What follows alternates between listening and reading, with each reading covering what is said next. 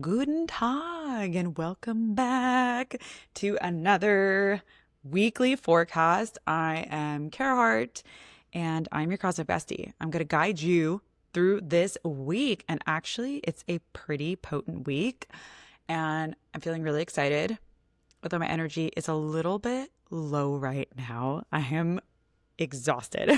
One of my really good friends, Nick Onken, had his birthday last week. And so him and his girlfriend, Nikki Clinch, both incredible human beings, artists, coaches, just phenomenal people, came into town and they rented a house in Malibu for us to hang out at for Nick's birthday. And it was incredible. Like, honestly, it's probably the most fun I've had in, I'm really not exaggerating, like years. Like Saturday, I laughed so hard. I thought I was going to throw up. Like, I did not even realize it was possible to laugh that hard, but it was so healing. It was so nice. We hung out at the house and we were like cooking together and just honestly like relaxing at the pool, like morning till night. It was exactly the reset I needed, but I did not sleep very well. Like Friday and Saturday, I like barely slept. So I'm running at like half cylinder right now. I'm like, okay, Kara, you got this. Even now, like it's 4:30 p.m. on Monday and I'm just filming this when usually I get it done on the weekends. But yeah, I woke up this morning and had meetings and had to be on the west side. And then I got back and actually I was going to film this morning, but there were leaf blowers outside. And if you live in California, or actually this happened in North Carolina too, like leaf blowers are like the bane of my existence here. It's constant. I'm like, what are you doing blowing the leaves around? For what purpose? Like, what? Why is this such a thing? Why are there not silent leaf blowers? And by the way, I'm saying this as I literally hear a leaf blower in the distance, but hopefully y'all won't hear it because I'll clean up the audio a bit. But anyways, yeah, it was such an amazing, beautiful weekend. Now I'm dealing with some leaf blowers. It's Monday. Let's get to it. Let's just get into it, okay? So let's talk about the numerology for the week. So numerologically, it is a week 7, and 7 is the most spiritual number. It's a very grounded spiritual energy, right? Where like the 11 is very much this energy of like the cosmos and aliens and psychic channeling and all of that. Like the 7 is like deeply grounded, like of the earth, like go sit in nature, put your feet on the dirt, that kind of grounded. It's very embodied, right? It's not like a heady, how do I say? It's not like a third eye energy. It's more of like a root chakra energy, if that makes sense, but still deeply spiritual. Like when you're in the week 7, you will get a lot of spiritual downloads. So my advice is definitely to set intentions for any sort of information that you want to have come to you. If you're feeling kind of like stuck in your life and you're like, which road should I take? What path should I take? What's my next step? And sorry, I'm like, I can hear the mic popping. What's my next step in life? Now is a really good time to meditate on that, right? Like 7 is all about meditation, and 7 is the most introspective number. So it's a time where you really want to go within. And the reason for that is because the 7 is about answering a sacred calling and knowing that the answers are already within us and not outside of us. So that's why it's so meditative and it's so internal. It's about accessing those answers by silencing the noise around us. So I really encourage you to meditate this week, even if it's just like 10 minutes, just 10 minutes of silence, set a timer. Like even that is super beneficial. And it is a week to really slow down, like what's the truth underneath the surface that's trying to come out, that's trying to reach you, like create that space for it to come through. And you're going to want to be alone more this week than normal. 7 is a very solitary number. Again, I always say this, but I'll say it again. I always think about Bruce Lee when I think about the 7 because he's just such an incredible example of that. Like such a deeply meditative but grounded person. And, like a lot of his spirituality was like movement through the body. And he had so much deep wisdom And yeah, so again, like kind of embodying that Bruce Lee energy. And I think like, there's going to be a lot of clarity that comes to you through solitude. So meditating and journaling and paying attention to signs. Also, I think prayer is really helpful. It's really helpful for me. And yeah, it's a less of a go, go, go energy and more of like deepening your inner alignment. Um, so if there's anything that's calling to you in the spiritual realm, if you're like, oh, should I go to the sound bath, this meditation circle? Maybe you want to try Reiki.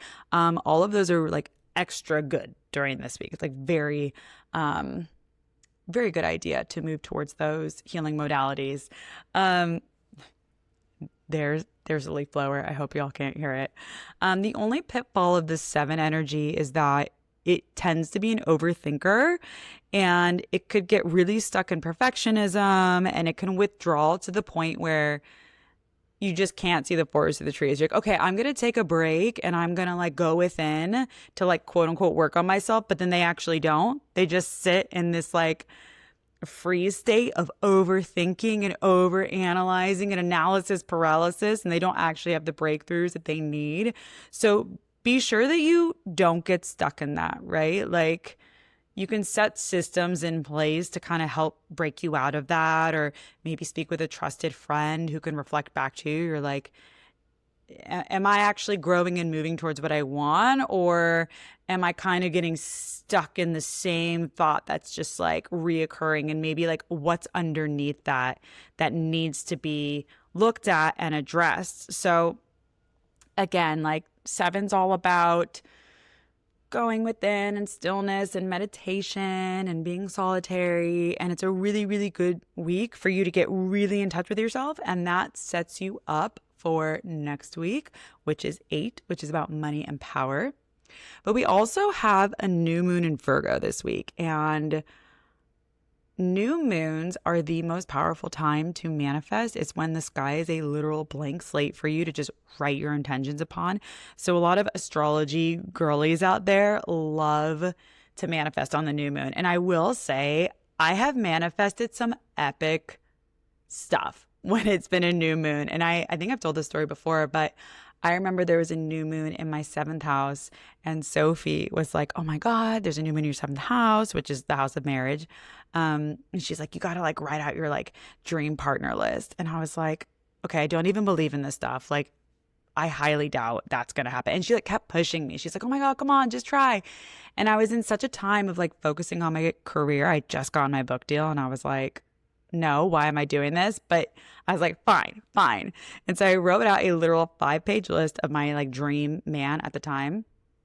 And I was like feeling really spicy about it. I was like, you know what? Fuck you, universe. Like nobody like this exists. And I wrote out these 5 pages, and I set my journal down, and then I went to the gym, and I literally met my boyfriend of 4 years. So like, and he was everything on the list. It was so crazy. Like I got really, really specific, even like about like my relationship with his parents and what they were like, and his exact height and like eye color, hair color. It was crazy. It was so bang on. So, I definitely encourage you to get really clear on like what is something you would really want to manifest in your life.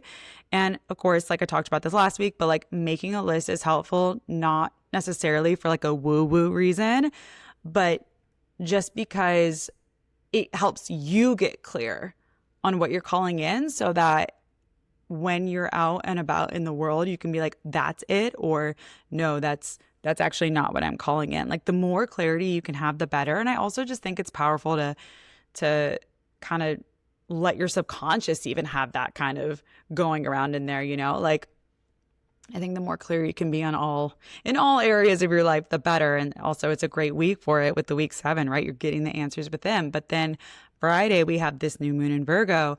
And so it's a really powerful time to manifest and really focus on the next 6 months, because the new moon always lines up with the full moon in the same sign. So in 6 months during Pisces season, we'll have the full moon in Virgo. And that's kind of like when what you're manifesting around the new moon will come to its completion or fruition. Like, let's say you have been taking meetings around a creative project and you have like some forward momentum. this week with the new moon in Virgo. Well, the launch might be in 6 months with the full moon in Virgo, or maybe, you launch it and then you're kind of done working on it in 6 months, right? I'm just giving like a random example. There are a lot of different ways it could play out, but I definitely suggest that you focus on new beginnings and planting seeds. And, Virgo is really about refinement. I'm a Virgo sun, actually. I know a lot about the Virgo energy. Let me know if you're a Virgo, actually. All my Virgos, comment below. I want to know. I want to hear from you. Let me know how you're doing out there. Being a Virgo we're so perfect, it's like tough for us. By the way, I'm joking. I'm taking the piss. But Virgos definitely struggle with perfectionism. But Virgo also deals with service, our health, our routines, like our day-to-day routines, like your fitness, your organization, purification, just like, yeah, just having a lot of discernment in your life. And I think it's actually a really great time to implement a new health routine or a new workout. Like, Virgo rules the sixth house, and that's where a lot of that falls under. And yeah, I would say, some 3 tips on how to work with the Virgo new moon is 1, to declutter your space. I always say cleanliness is close to godliness, and I really mean that. Like, I actually like cleaning. Like, it calms me down. If you're a Virgo, let me know. If you also, or if you know other Virgos who are like, sometimes I just love cleaning. It's like really peaceful. I'm like, oh, not looking at a screen. I'm making everything clean. Like, the house is gorgeous now. But yeah, declutter. Secondly, I would say committing to a new habit or a ritual that supports your well-being is going to be really beneficial right now. So, like, I just signed up for Bar Method like a month ago, and I've been going every other day.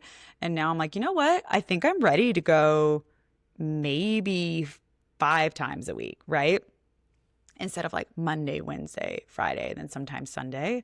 So yeah, getting clear on that. And then I would say writing your intentions and manifesting what you want over the next 6 months. These are things to focus on. If you're kind of like, what should I be doing on this Virgo new moon? I would say those. So declutter, manifest, make your list, and commit to a new health routine. That's going to be, I think, the best way to kind of work with this energy. There was something else I wanted to say about this Virgo new moon that is escaping me due to my lack of sleep. Oh my God. It's crazy because it's like I went away for the weekend and it was like the most fun ever. But then I'm like, why am I so wrecked? Like, it was equal parts peaceful and exhausting. Anyways, so yeah, new moon in Virgo, new me, who this?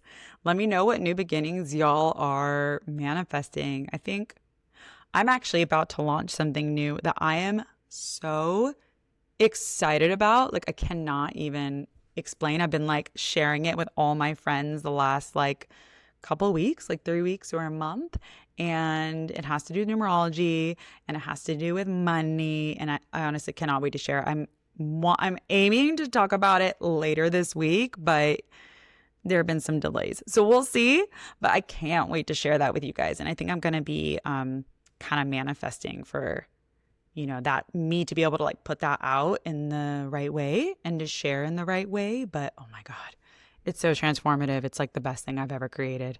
So I'm definitely going to be manifesting that. And then I think also just like, switching up my workout routine because I've been in a really good flow, but now I'm like, you know what? I think I could kick it up a notch because I'm definitely feeling like I've built a really strong foundation in my body now because when I was sick last year, I wasn't working out and I lost a lot of muscle. And now like with the hiking that I do and the bar method and yoga, I'm like, I actually feel strong. So I'm like kind of ready to like switch it up and make it a little more interesting and maybe go a little harder. But anyways, let me know what you guys are focusing on. I love, love, love to hear it. That's like part of the reason why I like making these forecasts. I like chatting with everyone and seeing like, where's everybody at? Like, it's so healing when we can come together and discuss like what we're all moving through, because most of the time we're all kind of going through the same thing at the same time. And I do want to remind y'all, I'm so sorry to say this, but we're coming up on eclipse season. So that we have this new moon in Virgo, and then the next lunation is going to be an eclipse, which is so powerful. And I'm going to break that down later. And if you haven't, I have a free eclipse guide. I talk about it on my Instagram. I'll probably post about it again tomorrow. So definitely pick that up, because it breaks down every single eclipse this year and how it impacts every single sign. And it's totally free. So definitely check that out. And yeah, thanks for being here. Don't forget to subscribe if you're enjoying these weekly updates. And I will see y'all next week. I'll see you next week. Okay. Bye. Tschüss.